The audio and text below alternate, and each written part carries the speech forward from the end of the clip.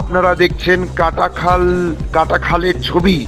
ভয়াবহ পরিস্থিতি কাটাখালেও, কিন্তু আমরা দেখতে পাচ্ছি কাটাখালের জল প্রায় বাড়ছে বলা চলে। বাঁধ ছুঁই ছুঁই জল হয়েছে কাটাখালে, যে পরিস্থিতি আগে কখনো দেখা যায়নি।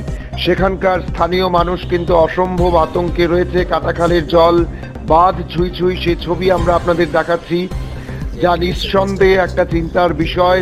টানা বৃষ্টিতে গোটা রাজ্যে প্রায় বন্যা প্রবণ পরিস্থিতি। যদিও আজ সকাল থেকে খানিকটা কমেছে বৃষ্টি, এখনো বিভিন্ন জায়গায় বৃষ্টি হচ্ছে, কিন্তু শহর আগরতলায় কিন্তু গত বেশ কিছু সময় ধরে বৃষ্টির প্রবণতা অনেকটা কমেছে। কিন্তু রাজ্যের বিভিন্ন জায়গা থেকে বৃষ্টির খবর উঠে আসছে।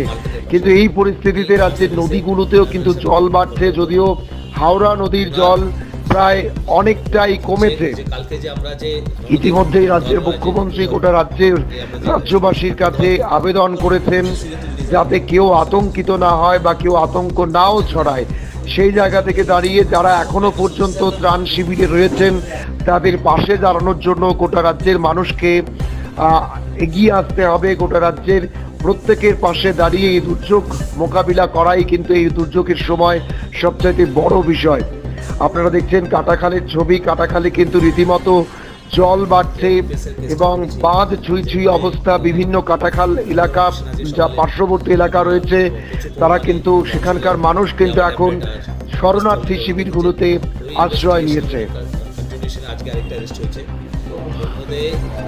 আজকে আমরা অ্যারেস্ট করেছি দেবুদেব Varma, son of late Jivanlal